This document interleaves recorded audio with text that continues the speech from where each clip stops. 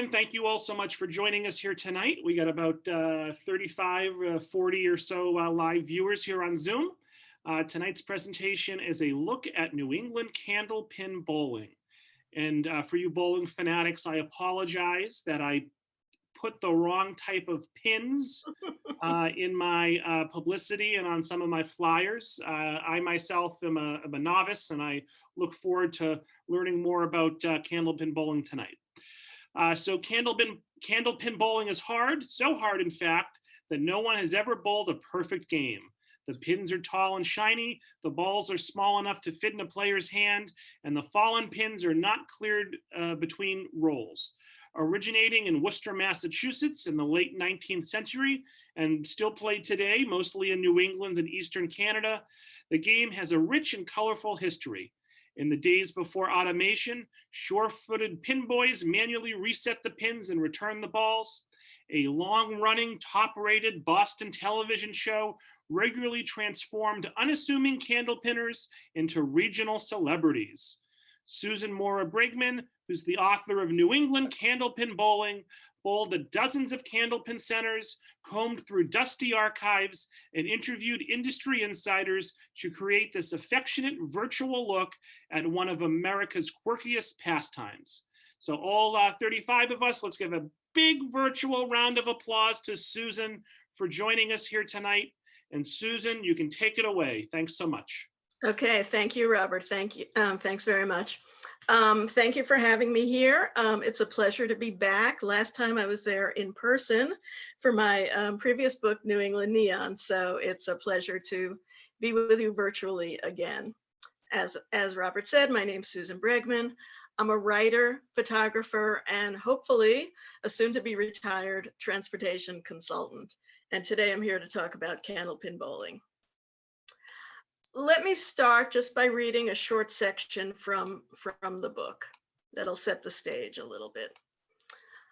I grew up in New York, where 10-pin rules. I discovered candlepins when I moved to Boston after college. I wish I could say it was love at first sight, but that was not the case. I played a game here or there, but for most of my adult life, I was oblivious to bowling in any of its variations. But one night I got together with a couple of old friends, and we decided to go bowling. And once I laced up a pair of rental shoes and picked up one of those small balls, I was hooked. Much to my chagrin, I was not a good bowler. Okay, I was terrible. Even when I tried to sneak in a few extra balls by not pressing the reset button, I could barely knock down any pins.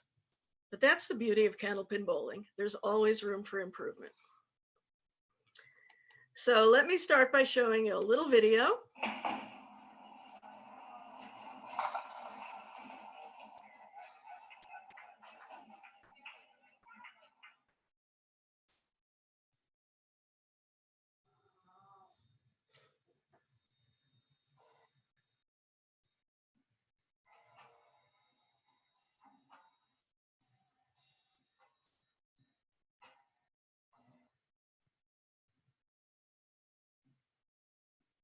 Uh-oh, it's stuck. Oh, there it goes.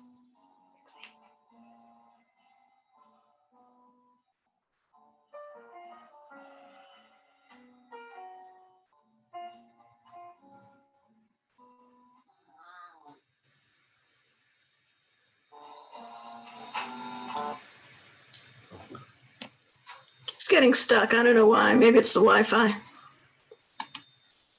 So I'm going to move on. I don't know what it's doing here. Sorry. Okay, so sorry about that. Also sorry about my cat, but you know. So first, a quick overview for anyone who's not familiar with candlepin bowling.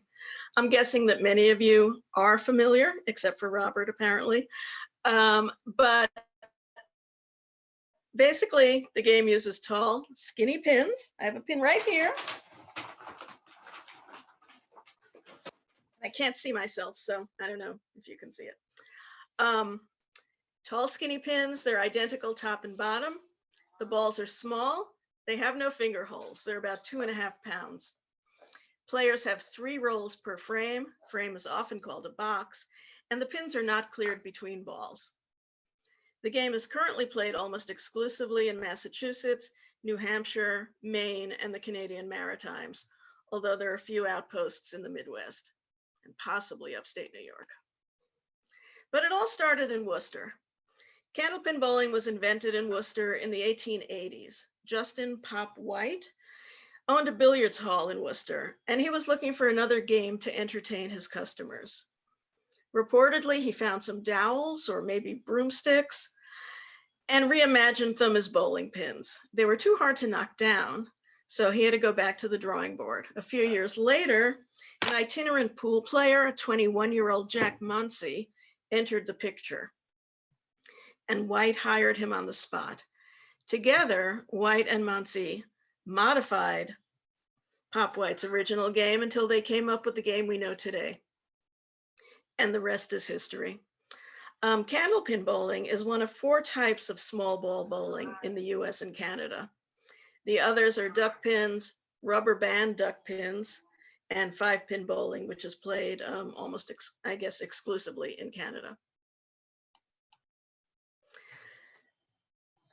Teams and leagues quickly sprang up across the region, and they had, turn of the century names like the Daffodils, the Speed Boys, the Skidoos.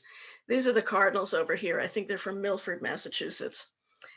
Newspapers of the times covered bowling tournaments with the breathless enthusiasm that was common at the time. It was a big deal. Bowling leagues thrived, and they were especially popular in the 1950s into the 80s, although they're still around today. And they provided a reliable source of income for candlepin houses. Leagues were typically sponsored by factories, by businesses, religious institutions, and social organizations. These are a couple of leagues in Worcester. These are from the archives of the Worcester Historical Museum. And you see a bowling league from a local restaurant and also one from an insurance company. Until the 50s, pins were set by hand. And in the earliest days of the game, young boys often served as pin setters or pin boys. Here's a photo by Louis Hine, and it's part of his documentation of child labor at the beginning of the 20th century. You've probably seen a lot of his pictures of young mill workers in Lowell. Well, child labor was outlawed in the 30s, but bowling houses still needed pin setters, so they stuck with teenagers and young adults. And they continued employing pin setters well into the 1950s. That's when Bowlmore, a company based in Littleton, introduced automated pin setters. And the prototype was first shown to the world at Whalum Park. Bowlmore dominated the industry for the next decade or so, and today many of the Bowlmore machines that were installed in the 50s and 60s are still running today, although sometimes they need a little TLC. The pin setter on the right is from Boston Bowl in Dorchester, and it's not a Bowlmore. I think it's an AMF Cubica, but I'm not positive. Before ball returns were invented in the 30s, pin boys returned balls by rolling them down a ramp. Gravity and momentum did the rest of the work. The earliest automated ball returns had visible tracks, and you can see that here in the bottom right picture. And later models kept them out of sight, like the top left picture there. And the top left, just FYI, top left is Park Place Lanes in New Hampshire. Top right is Wakefield Bowlodrome, and bottom right is Needham Bowlaway. Scorekeeping has evolved a lot from the paper and pencils score sheets of the earliest games. And some candlepin houses have introduced high-tech systems that calculate the pinfall and automatically reset the pins. On the left, as you can see, is York Beach Bowling, which is a very low-key place. That photo's by Mark Stein. And on the right is the high-tech scoring system at Cape Ann Lanes in Gloucester. Liz Buddington took that picture. But the telescore systems, those are my favorite. Those are the coolest. They look like something out of the Jetsons to me. And they're pretty hard to find these days, especially ones that work. Telescores are still manual. They require manual scoring, but they work like overhead projectors that many of us grew up with. You write your score on a transparent sheet with a wax pencil, and the scores are projected onto a screen over the lane. These are at Bolo's in Brunswick, Maine. This is also Bolo's. This is the all-important reset button. Manual scoring systems, of course, require players to reset the pins between turns. Bolo's is an interesting story. It was originally known as the bowling bowl. And then when it was about to go under a few years ago, some local restaurateurs rescued it, took out a couple of the lanes, put in a Tex-Mex restaurant, and saved 4 lanes. And this is where Angus King, Senator Angus King from Maine, bowls, where his bowling league bowled.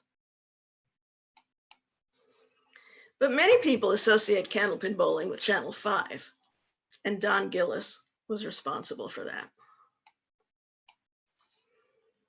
Candlepin bowling ran for 38 years, from 1958 to 1996.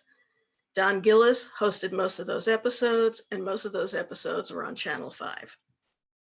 Mike Morin, who wrote the foreword for my book, wrote about the golden age of televised bowling in his book, Lunch with Tommy and Stacia. Tommy was Tom Olsta, Stacia was Stacia Zernicke.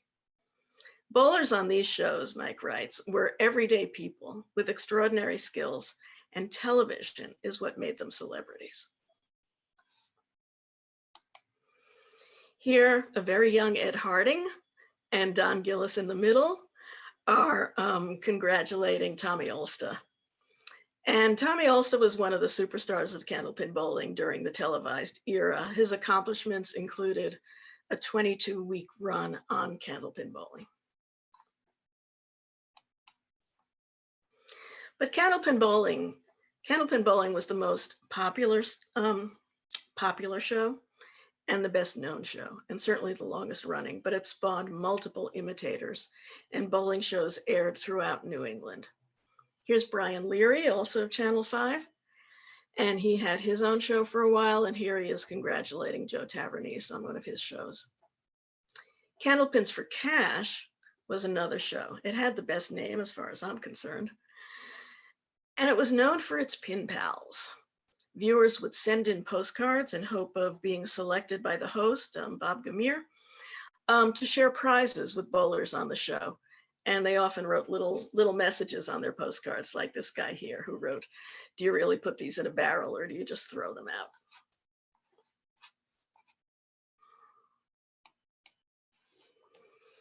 So now let me talk about some of the people and places in the game. Again, this is Stacia Zernicke. She was widely considered the best female bowler around, female Candlepin bowler. She was a world champion 8 times, a Massachusetts state champion 12 times, and she logged 55 appearances on Candlepin bowling. In addition, she had a short stretch of roadway in her native Webster, Massachusetts, renamed in her honor in 1996. And how many people can say they had a road named after them? So these are the 3 oldest Candlepin houses in Massachusetts. Top right is Putnam Street Lanes in Fitchburg. That's the oldest. It opened somewhere around the turn of the 20th century. It's on the 2nd floor in a building just off Main Street in downtown Fitchburg. I think it's 10 lanes. Shelburne Falls Bowling Alley, the one on the left here, opened in 1906, making it the 2nd oldest bowling house, Candlepin house, still operating in Massachusetts. And it is located in a wood frame house kind of behind the main street. I think that's Bridge Street in Shelburne Falls. And you have to go through a little alley to get there, which is kind of fitting. And then finally, here's Needham Bowlaway. That dates from 1917, and it's the oldest Candlepin center in Metro Boston, with 8 lanes in a basement in Needham Center. And it's one of my favorite places. And Brighton Bowl is the newest, or one of the newest. It is part of a flatbread restaurant, which is the trend in the industry now to combine bowling with some other activity, some other destination. But it was built to look like a vintage bowling center.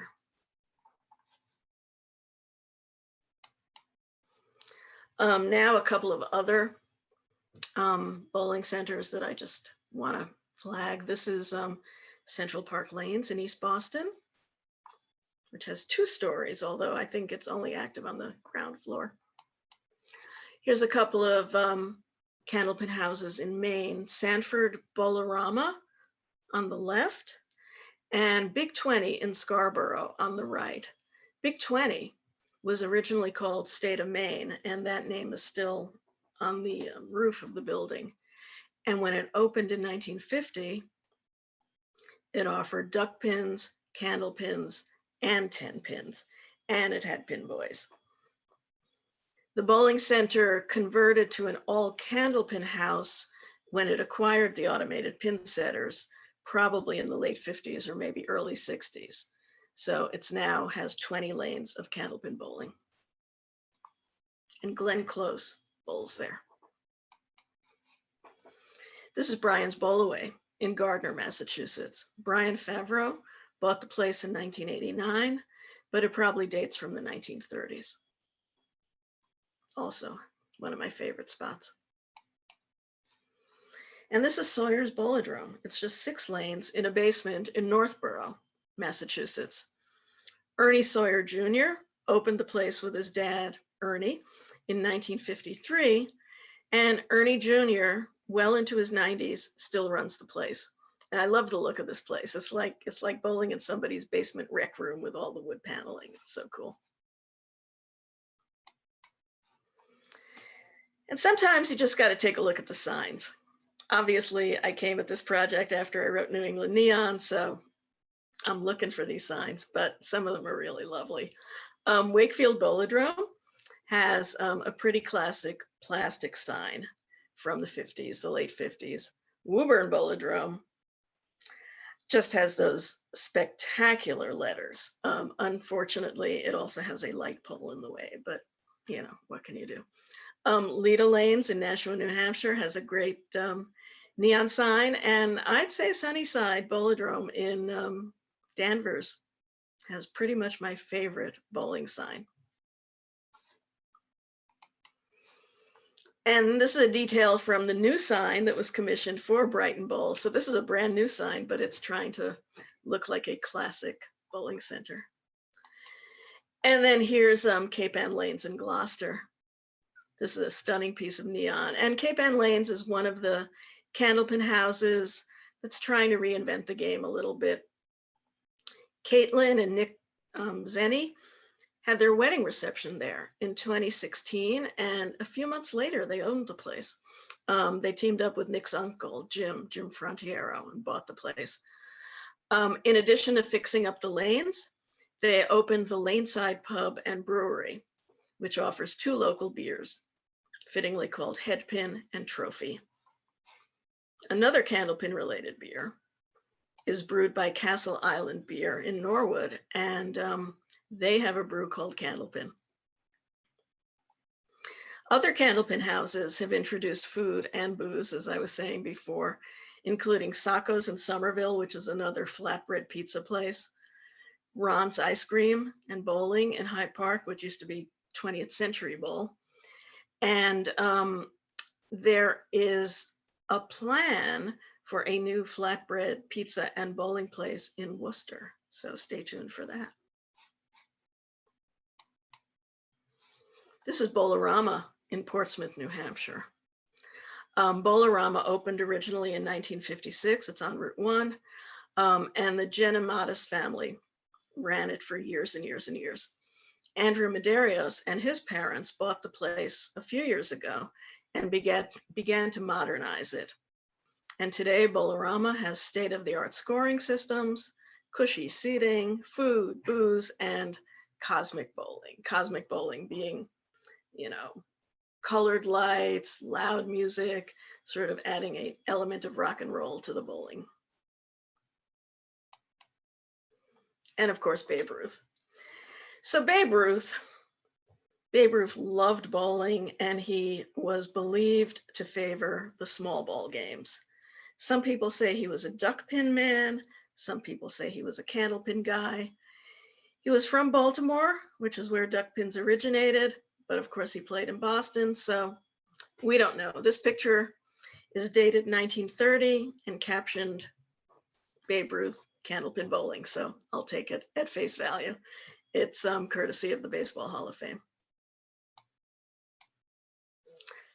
And then we have the in memoriam section.